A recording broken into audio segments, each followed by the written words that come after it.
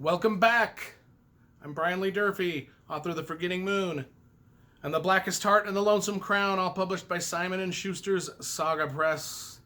Today, I'm going to review The Fall of Hyperion by Dan Simmons. I already reviewed Hyperion earlier on my channel. Book number 1 in the Hyperion Cantos. This is book number 2 in the Hyperion Cantos.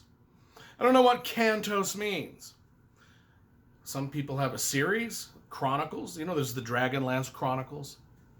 There's the Lord of the Rings trilogy. You know, there's the Wheel of Time series. There's the Hyperion Cantos. So anyway, if you want to watch my review of Hyperion Book 1, yeah, I'll link to that. Probably. I make no promises. This is Book 2. I liked it a lot better than Book 1. Book 1 I gave a pretty good review to. But man, this second book is where the fun really begins. You know, I always like talking about the covers and the packaging.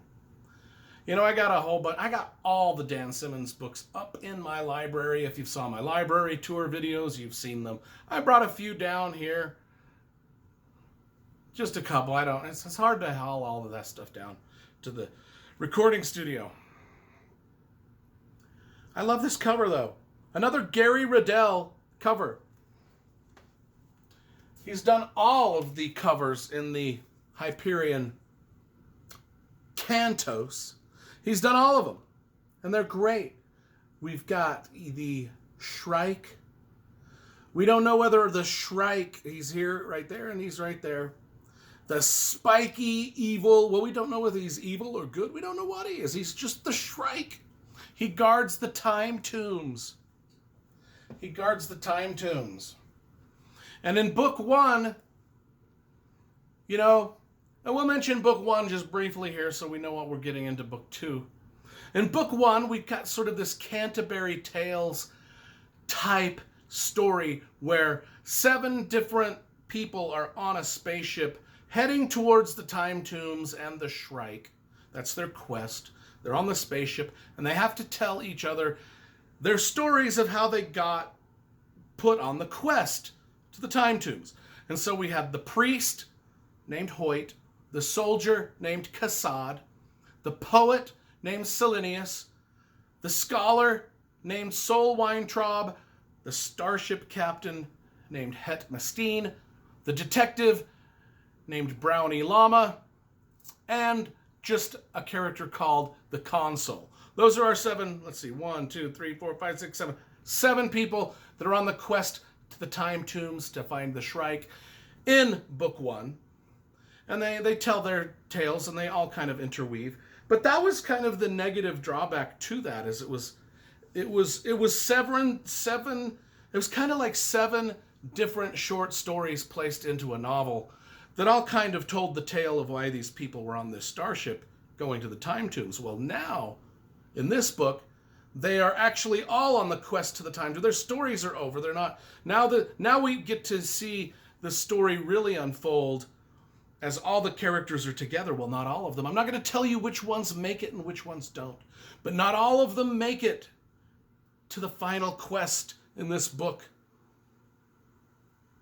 And this book is amazing. This book is where the quest to the time tombs really takes off with our characters. And not only that, but this time, on top of our simple quest across the world of Hyperion to get to the time tombs and the Shrike, I mean, we're dealing with a lot of things like, you know, our explorers here on Hyperion are dealing with a lot of things, a lot of concepts, a lot of huge science fiction concepts like artificial intelligence, religion, time travel, the paradoxes between time travel. One of the characters is actually aging backwards from old to young.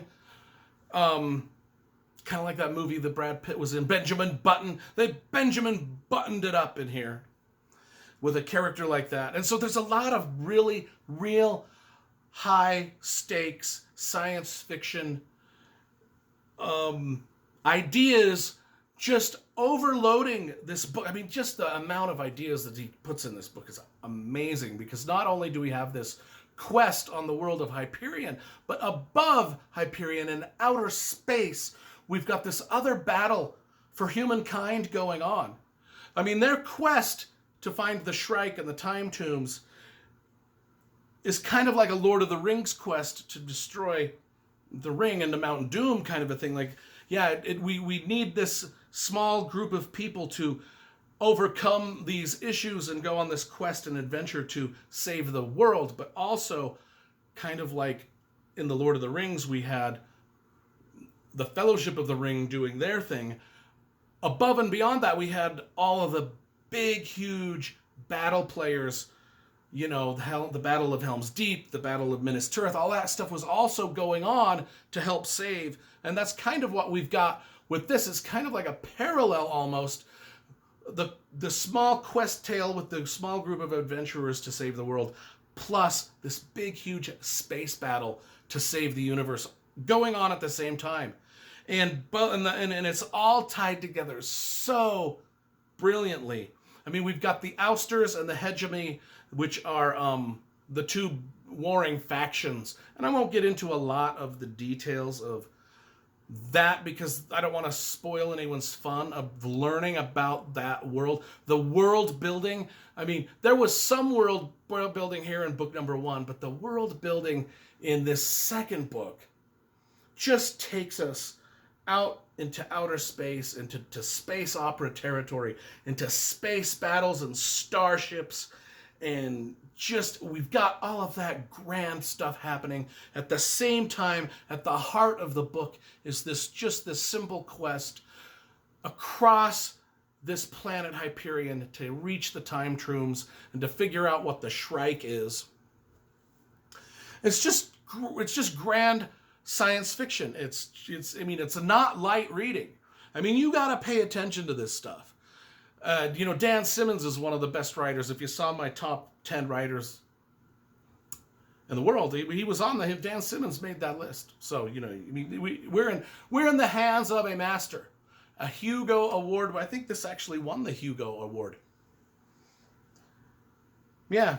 Anyway, The Fall of Hyperion, sequel to Hyperion, books 1 and 2 in the Hyperion Cantos. And then we've got, and I will read and review these, books 3 and 4, Endymion and The Rise of Endymion. So we even get more in this science fiction world. But for this review, The Fall of Hyperion, I give this a solid 9 out of 10. I think it's a great space opera, adventure, high science fiction. Just beautiful.